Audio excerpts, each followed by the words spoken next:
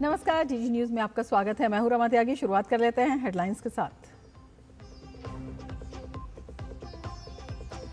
विपक्ष के हंगामे के कारण संसद के दोनों सदनों की कार्रवाई कल तक के लिए स्थगित। लोकसभा में कानून मंत्री अर्जुन राम मेघवाल ने सुप्रीम कोर्ट में जजों की संख्या बढ़ाने से संबंधित संशोधन विधेयक किया पेश। राज्यसभा में नए सांसदों को दिलाई गई शपथ।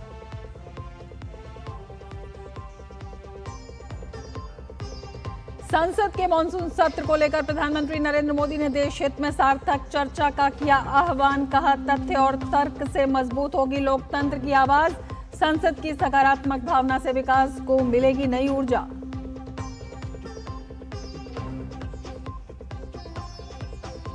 राम मंदिर कथित चढ़ावा मामले पर सुप्रीम कोर्ट में सुनवाई। संबंधित पक्षों को मामले का राजनीतिकरण नहीं करने का निर्देश। 27 जुलाई को होगी अगली सुनवाई।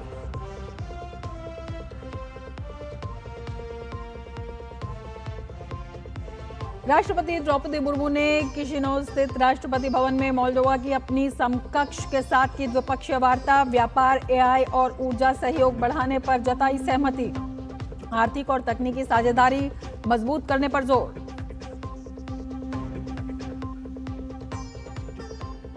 मध्य प्रदेश की भाजपा सरकार का बड़ा कदम। राज्य सरकार ने विधानसभा में पेश किया यूनिफॉर्म सिविल कोड बिल 2026। कहा, इससे कानून सभी नागरिकों के लिए होगा समान।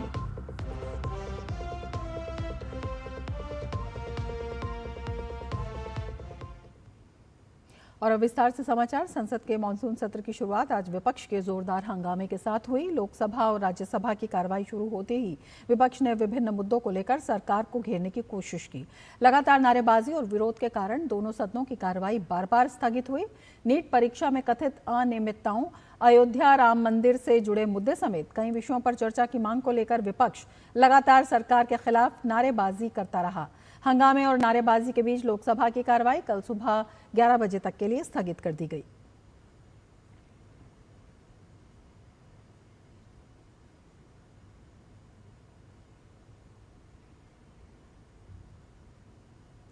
वहीं इससे पहले केंद्रीय विधि और न्याय मंत्री अर्जुन राम मेघवाल ने आज लोकसभा में सर्वोच्च न्यायालय न्यायाधीशों की संख्या संशोधन विधेयक 2026 पेश किया। इस विधेयक का उद्देश्य सर्वोच्च न्यायालय में न्यायाधीशों की स्वीकृत संख्या मुख्य न्यायाधीश को छोड़कर वर्तमान 33 से बढ़ाकर 37 करना है। वहीं मुख्य न्यायाधीश को मिलाकर कुल जजों की संख्या 34 से बढ़कर 38 हो जाएगी। विपक्षी सदस्यों के लगातार हंगामे के बीच लोकसभा अध्यक्ष ओम बिरला ने सदन में प्रश्नकाल शुरू कराने का प्रयास किया।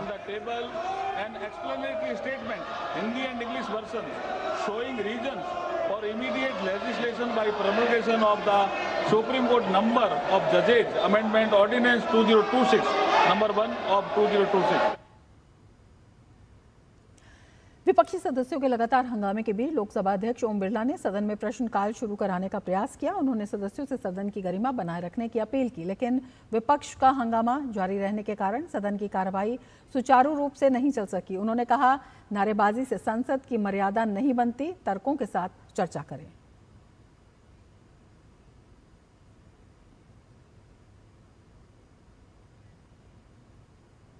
मैं सबको उचित समय देता हूं, सार्थक चर्चा हो, संवाद हो, तर्क हो, इसके लिए संसद है। आप तर्क से चर्चा करें, नारेबाजी से संसद की मर्यादा नहीं बनती है। सदस्यों ने हाल ही में दिवंगत हुए अपने 6 पूर्व सदस्यों को श्रद्धांजलि भी अर्पित की। ये सदस्य थे नांदेंडला भास्कर राव, ओमवती देवी, सुधांशु सील, मेजर जनरल भुवन चंद्र खंडूरी सेवानिवृत्त, केपी धनपालन और प्यारेलाल सांखवार। सदन ने कतर के अमीर को भी श्रद्धांजलि दी। लोकसभा अध्यक्ष ओम बिरला ने कहा कि शेख हमद बिन खलीफा अल थानी ने भारत कतर संबंधों को मजबूत करने में महत्वपूर्ण भूमिका निभाई।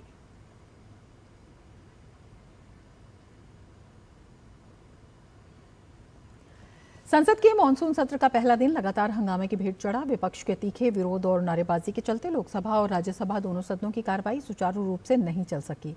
राज्यसभा में बार बार व्यवधान के बाद सदन की कार्रवाई मंगलवार 21 जुलाई सुबह 11 बजे तक के लिए स्थगित कर दी गई।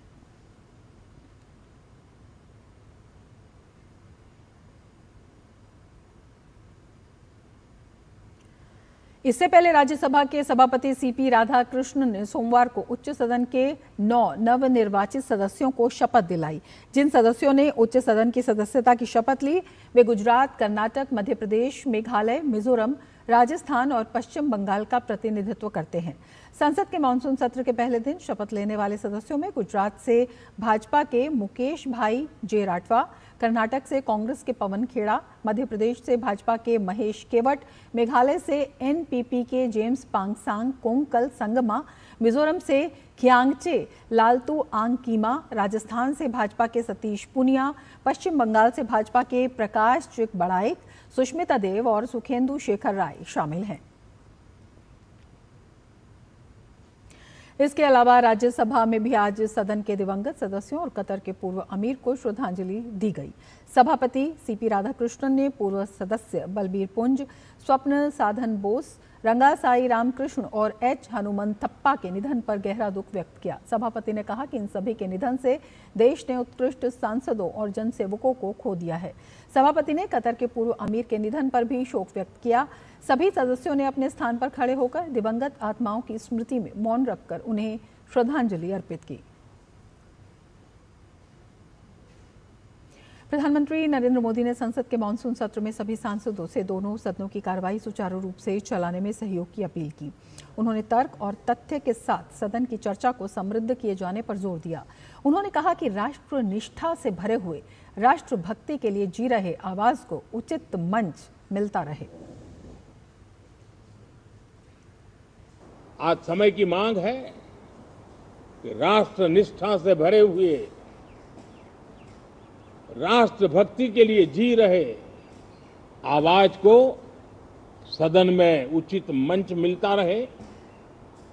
वे अपनी आवाज को बुलंद करें, देश को दिशा दे। और इसलिए मैं आशा करता हूं और मुझे पक्का विश्वास है, जहां तथ्य होते हैं, जहां तर्क होते हैं, वहां तूफान के लिए जगह नहीं होती है। अगर तर्क मजबूत है, तथ्य मजबूत है, तो शांत चित्त से भी अपनी आवाज को बुलंद बनाया जा सकता है। मैं आशा करता हूं तर्क और तथ्य के साथ सदन की चर्चा को समृद्ध किया जाए, हर आवाज को अवसर मिले, हर विचार को सम्मान मिले। ये संसद की हमारी भूमिका है। मैं सभी सांसदों से बढ़ चढ़ करके इस सदन में हिस्सा लेने के लिए निमंत्रित करता हूं। प्रधानमंत्री नरेंद्र मोदी ने स्काई स्टार्टअप की उपलब्धि का जिक्र करते हुए कहा कि देश के युवाओं की क्षमता और उनकी आकांक्षा अंतरिक्ष जितनी असीम है। भारत के युवाओं ने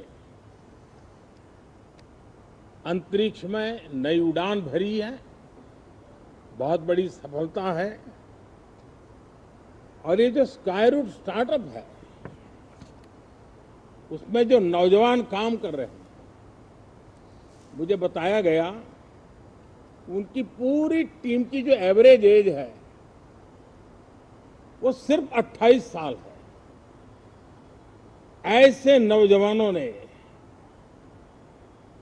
ये काम करके दिखाया। मैं किसी 56 साल के नौजवान की बात नहीं कर रहा हूं। मैं देश के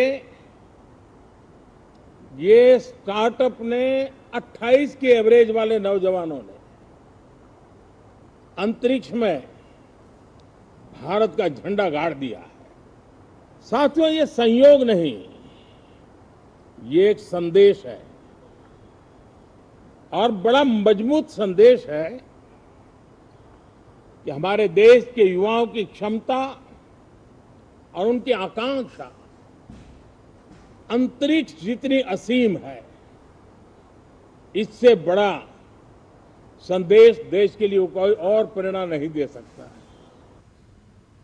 प्रधानमंत्री नरेंद्र मोदी ने कहा कि पश्चिम एशिया में जारी संघर्ष के कारण भारत के सामने बड़ी चुनौतियां उत्पन्न हुई हैं, क्योंकि देश ईंधन के आयात पर निर्भर है। उन्होंने कहा, पश्चिम एशिया के संकट के बावजूद भारत ने 7.7% की आर्थिक वृद्धि दर्ज की है। साथियों, हम भली भांति जानते हैं और पूरी दुनिया चिंतित भी है, लगातार कहीं न कहीं युद्ध की स्थितियां बनती रही है। पश्चिम एशिया के युद्ध के कारण भारत जैसे देश जो एनर्जी के लिए औरों पर डिपेंडेंट है, उनके लिए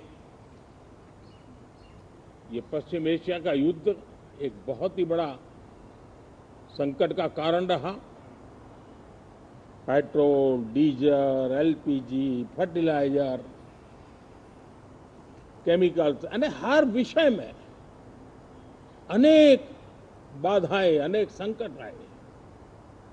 उसके बावजूद भी भारत 7.7% के ग्रोथ से दुनिया की मेजर इकोनॉमी में सबसे तेज गति से आगे बढ़ने वाला देश बन के रहा।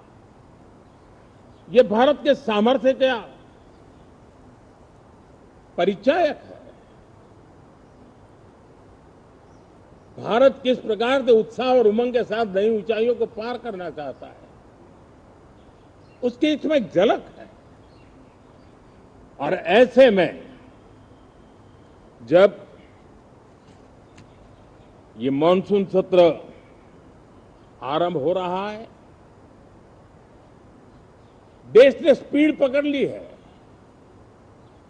और संसद का स्पिरिट उस स्पीड में नई ऊर्जा भर सकता है।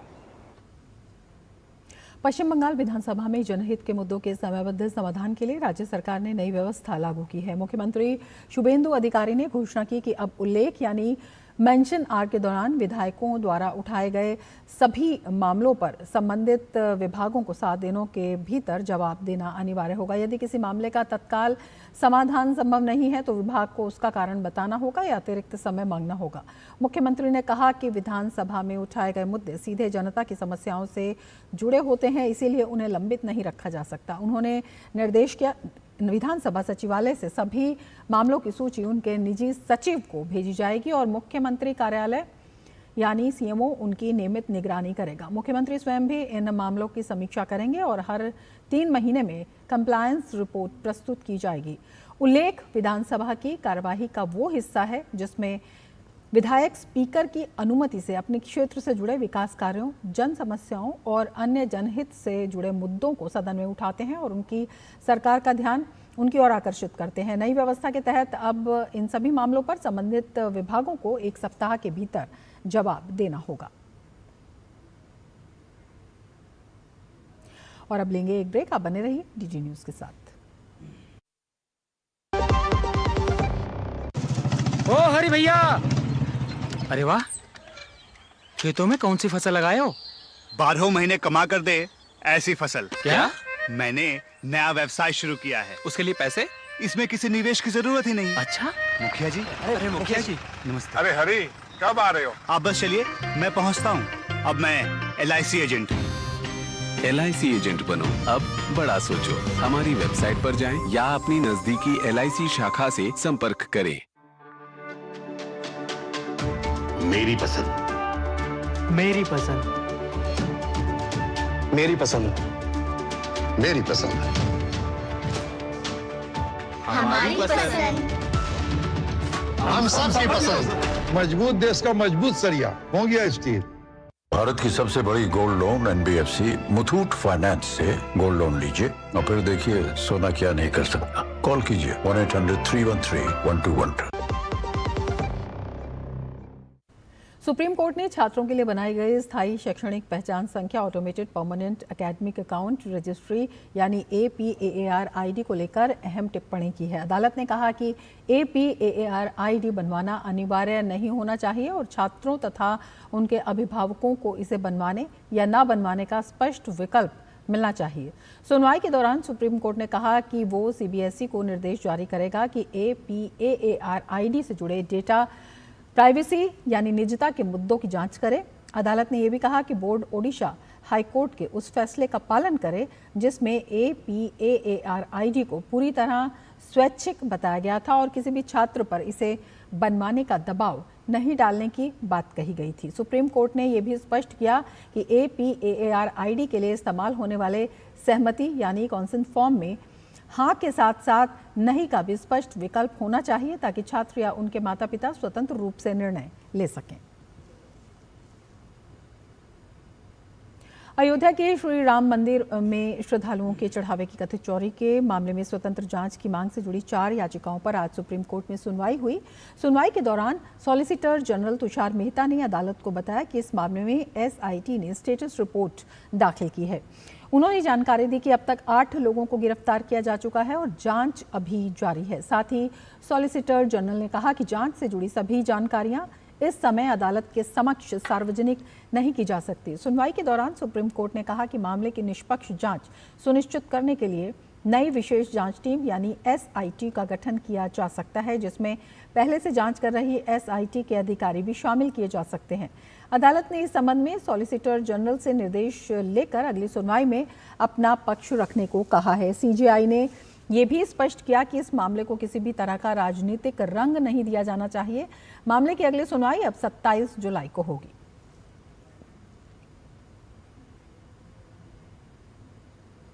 देश भर में मानसून पूरी तरह से सक्रिय बना हुआ है। बारिश से जहां लोगों को गर्मी और उमस से राहत मिली है, वहीं कई राज्यों में लगातार बारिश के कारण जलभराव, बाढ़ और भूस्खलन की स्थिति पैदा हो गई है। मौसम विभाग के अनुसार उत्तर पश्चिम, पूर्व और पूर्वोत्तर भारत में अगले 6 से 7 दिनों यानी करीब आज से 26 जुलाई तक मानसून सक्रिय रहने की संभावना है। दिल्ली, NCR, उत्तर प्रदेश, बिहार, पंजाब, हरियाणा में आज से 23 जुलाई के बीच बारिश की गतिविधियां बढ़ने का अनुमान है। कई जगहों पर गरज चमक के साथ तेज बारिश और तेज हवाएं चल सकती हैं। वहीं पूर्वोत्तर राज्यों में अगले कुछ दिनों तक भारी बारिश की संभावना को देखते हुए लोगों को सतर्क रहने की सलाह दी गई है। इसके साथ ही मौसम विभाग के मुताबिक आज से 22 जुलाई के दौरान जम्मू कश्मीर में, जबकि आज और 21 जुलाई को हिमाचल प्रदेश, उत्तराखंड, उप हिमालयी, पश्चिम बंगाल, सिक्किम, असम, मेघालय, नागालैंड, मणिपुर, मिजोरम और त्रिपुरा में भारी से बहुत भारी बारिश होने की संभावना है। इन इलाकों में तेज हवाओं, बिजली गिरने और भूस्खलन का खतरा बना हुआ है। वहीं असम में भारी बारिश के बाद बाढ़ की स्थिति गंभीर हो गई है।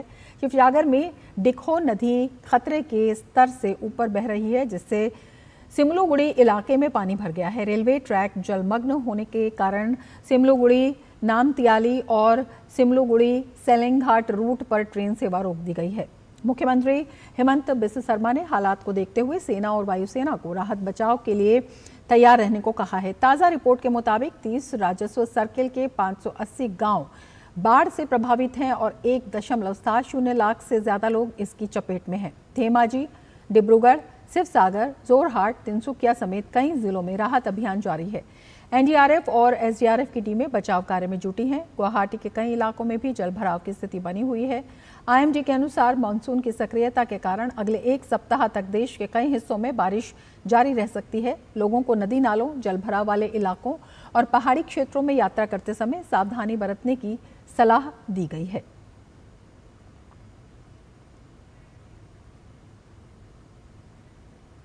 और अब वक्त है एक ब्रेक का। देखते रहिए TG न्यूज़। जब धरती चीर कर निकलता है लोहे का पत्थर और मिलता है मोंगिया के जोश से, फिर तपता है, पिघलता है और बनता है फौलाद। अब होता है सरिया सारी खूबियों के साथ। मोंगिया स्टील, मजबूत देश का मजबूत सरिया। देखिए, सिर्फ मेरे कहने पर टर्म इंश्योरेंस मत लीजिए। अगर आपको ये चिंता है कि दुर्भाग्यवश आपके बाद परिवार का क्या होगा, तब टर्म इंश्योरेंस लीजिए। अगर आप एक जिम्मेदार पिता हैं, पति हैं, तब टर्म इंश्योरेंस लीजिए पॉलिसी बाजार से। तो छोड़ दीजिए परिवार को किस्मत के भरोसे। पॉलिसी बाजार पे 1 करोड़ का टर्म इंश्योरेंस सिर्फ 410 रुपए हर महीने से शुरू होता है। मध्य प्रदेश में मानसून सत्र के पहले ही दिन मुख्यमंत्री डॉक्टर मोहन यादव की कैबिनेट से मंजूरी मिलने के बाद समान नागरिक संहिता विधेयक को विधानसभा के पटल पर रख दिया गया है। राज्य के तकनीकी शिक्षा एवं कौशल विकास मंत्री गौतम टेटवाल ने जैसे ही सदन में इस विधेयक को पेश किया, विपक्ष ने इसका विरोध किया। उत्तराखंड, गुजरात और असम के बाद मध्य प्रदेश देश का चौथा ऐसा राज्य बनने जा रहा है जो समान नागरिक संहिता लागू करने की दिशा में आगे बढ़ा है। कैबिनेट मंत्री कुंवर विजय शाह ने स्पष्ट किया कि विधेयक में जनजातीय समुदाय के रीति रिवाज, परंपराओं और सांस्कृतिक अधिकारों से कोई छेड़छाड़ नहीं की गई है। विधानसभा में यूसीसी बिल लाए जाने के दौरान सत्ता पक्ष और विपक्ष के बीच तीखी नोकझोंक देखने को मिली। कांग्रेस विधायकों ने अचानक बिल पेश किए जाने पर कड़ी आपत्ति जताई। विपक्ष के भारी विरोध और हंगामे के चलते विधानसभा अध्यक्ष नरेंद्र सिंह तोमर को सदन की कार्यवाही 2 बार स्थगित करनी पड़ी। मंगलवार को चर्चा और वोटिंग के बाद यदि ये बिल बहुमत से पारित होता है तो इसे राज्यपाल की मंजूरी के लिए भेजा जाएगा। ये यूसीसी जैसा निर्णय मध्य प्रदेश की सरकार के माननीय मुख्यमंत्री डॉक्टर मोहन यादव जी ने जो निर्णय लिया है, मैं उनका अभिनंदन करता हूं, स्वागत करता हूं और मातृशक्ति के सम्मान के लिए यह निर्णय लिया है। सर्वधर्म संभाव के साथ ये निर्णय लिया है। सारे धर्मों को एक साथ एक माला में पिरोने का काम करा है और ये लोगों को जो भेदभाव हुआ करता था अलग अलग तरीके से वो समाप्त होगा और इसमें कम उम्र की बेटियों की शादी हमारे मुस्लिम समाज में हुआ करती थी, उसकी उम्र भी निर्धारित होगी और बेटियों को बराबर सम्मान मिलेगा। पिता के अधिकारों में बराबरी का हिस्सा बेटी को मिलेगा। मैं इसका अभिनंदन करता हूँ, स्वागत करता हूँ। राष्ट्रपति द्रौपदी मुर्मू ने मोल्डोवा की अपनी ऐतिहासिक राज्य की यात्रा के दौरान राष्ट्रपति माया सांधू के साथ व्यापक द्विपक्षीय वार्ता की। ये किसी भारतीय राष्ट्रपति की मोल्डोवा की पहली राजकीय यात्रा है, जिसे दोनों देशों के संबंधों में एक ऐतिहासिक मील का पत्थर माना जा रहा है। संयुक्त प्रेस वक्तव्य में राष्ट्रपति ने मोल्डोवा की राष्ट्रपति माया सांधू सरकार और वहां की जनता द्वारा किए गए गर्मजोशी भरे स्वागत और आतिथ्य के लिए आभार व्यक्त किया। उन्होंने कहा कि भारत और मोल्डोवा के बीच पिछले 3 दशकों से मैत्रीपूर्ण संबंध रहे हैं, जो शांति, विकास और अंतर्राष्ट्रीय सहयोग की साझा प्रतिबद्धता पर आधारित हैं। दोनों नेताओं ने व्यापार और निवेश बढ़ाने, आपूर्ति श्रृंखलाओं को मजबूत करने, संपर्क बढ़ाने और कारोबारी समुदायों के बीच सहयोग को प्रोत्साहित करने पर सहमति व्यक्त की। राष्ट्रपति ने विश्वास जताया है कि इस यात्रा के दौरान आयोजित भारत मोल्डोवा बिजनेस फोरम आर्थिक साझेदारी को नई गति देगा। राष्ट्रपति मुर्मू ने मोल्डोवा की राष्ट्रपति को भारत आने का निमंत्रण भी दिया। हमने हाल के वर्षों में हुए प्रगति की समीक्षा की और उन विभिन्न क्षेत्रों में अपने सहयोग को और गहरा करने पर सहमति व्यक्त की। आर्थिक सहयोग हमारी साझेदारी का एक महत्वपूर्ण स्तंभ है। हम व्यापार और निवेश को बढ़ावा देंगे, सप्लाई चेन्स को मजबूत करेंगे, कनेक्टिविटी में सुधार करने तथा अपने बिजनेस कम्युनिटीज के बीच घनिष्ठ जो सुझाव को प्रोत्साहित करने पर सहमति हुई। सुविधाजनक समय पर मुझे राष्ट्रपति सांधू का भारत में स्वागत करने की भी प्रतीक्षा रहेगी। मुझे विश्वास है कि हम भारत और मोल्डोवा के बीच एक मजबूत, भविष्योन्मुखी और परस्पर लाभकारी साझेदारी का निर्माण जारी रखेंगे। वार्ता के दौरान कृषि, लॉजिस्टिक्स, बुनियादी ढांचा, स्वास्थ्य, औषधि निर्माण, नवीकरणीय ऊर्जा, डिजिटल पब्लिक इंफ्रास्ट्रक्चर, कृत्रिम बुद्धिमत्ता यानी AI और नवाचार जैसे क्षेत्रों में सहयोग बढ़ाने पर भी सहमति बनी। राष्ट्रपति ने घोषणा की कि भारत मोल्डोवा के पेशेवरों के लिए भारतीय तकनीकी और आर्थिक सहयोग कार्यक्रम के तहत प्रशिक्षण सीटों की संख्या दोगुनी करेगा। कृषि, लॉजिस्टिक्स एवं infrastructure, health, pharmaceuticals, renewable energy, digital public infrastructure, artificial intelligence और इनोवेशन सहित आपसी हित के विभिन्न क्षेत्रों में सहयोग मजबूत करने पर सहमत हुए। हमें मोल्डोवा की प्रोफेशनल्स के लिए हाईटेक ट्रेनिंग स्लॉट्स की संस्था दोगुनी करते हुए प्रसन्नता है। हमारे फॉरेन सर्विस इंस्टीट्यूट में भी मोल्डोवा के डिप्लोमाट्स विशेष AI और साइबर डिप्लोमेसी कोर्सेस में भाग लेने के लिए आमंत्रित है। इंटरनेशनल सोलर अलायंस के तहत भारत और मोल्डोवा की बीच सहयोग जारी है। भारत ने मोल्डोवा को आपदा रोधी अवसंरचना गठबंधन CDRI और वैश्विक जैव ईंधन गठबंधन GVA में शामिल होने का भी आमंत्रण दिया। क्षेत्रीय और वैश्विक मुद्दों पर दोनों नेताओं ने शांति, संवाद और अंतर्राष्ट्रीय कानून के सम्मान के प्रति अपनी प्रतिबद्धता दोहराई। हमने शांति, संवाद और अंतर्राष्ट्रीय कानून के सम्मान के प्रति अपनी साझा प्रतिबद्धता की पुनः पुष्टि की।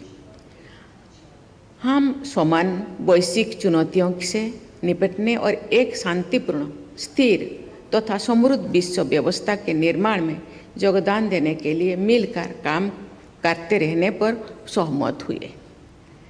भारत ने हमेशा विवादों और तनाव के शीघ्र समाधान के लिए संवाद और कूटनीति का निरंतर समर्थन किया है। हम सदैव शांति के पक्ष में खड़े रहे हैं। राष्ट्रपति द्रौपदी मुर्मू ने अपनी मोल्डोवा यात्रा के दौरान वहां की संसद का दौरा किया। इस अवसर पर उन्होंने मोल्डोवा के संसद अध्यक्ष इगोर ग्रोसू के साथ औपचारिक मुलाकात की। मुलाकात के दौरान राष्ट्रपति मुर्मू ने भारत मोल्डोवा संसदीय मैत्री समूह के सदस्यों से भी बातचीत की। इस चर्चा का मुख्य उद्देश्य दोनों देशों के बीच विधायी संबंधों को मजबूत करना और आपसी सहयोग के नए क्षेत्रों पर विचार विमर्श करना था।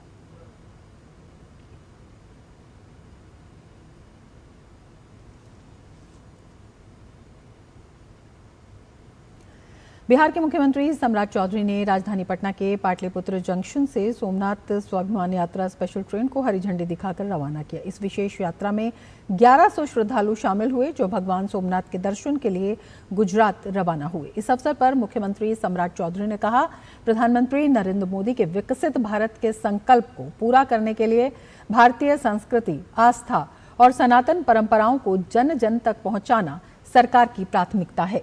उन्होंने कहा, इस यात्रा के माध्यम से श्रद्धालुओं को भगवान सोमनाथ के दर्शन का सौभाग्य प्राप्त होगा। मुख्यमंत्री ने बताया कि गुजरात प्रवास के दौरान यात्रियों के ठहरने, भोजन और अन्य आवश्यक सुविधाओं की व्यवस्था गुजरात सरकार की ओर से की जाएगी ताकि श्रद्धालुओं को किसी तरह की परेशानी न हो। कार्यक्रम में उप मुख्यमंत्री विजय कुमार चौधरी, विजेंद्र प्रसाद यादव, सहकारिता मंत्री रामकृपाल यादव, कला संस्कृति एवं युवा विभाग के मंत्री डॉक्टर प्रमोद कुमार सहित कई जनप्रतिनिधि और अधिकारी मौजूद रहे। वहीं यात्रा में शामिल श्रद्धालुओं ने राज्य सरकार की इस पहल की सराहना की। उन्होंने कहा, सोमनाथ धाम के दर्शन करना उनका वर्षों पुराना सपना था, लेकिन दूरी और अन्य कारणों से ये संभव नहीं हो पाया था। अब सरकार की पहल से उन्हें परिवार के साथ ये धार्मिक यात्रा करने का अवसर मिला है। श्रद्धालुओं ने इस पहल के लिए प्रधानमंत्री नरेंद्र मोदी और मुख्यमंत्री सम्राट चौधरी का आभार व्यक्त किया। इसके साथ ही इस बुलेटिन में फिलहाल इतना ही। नमस्कार।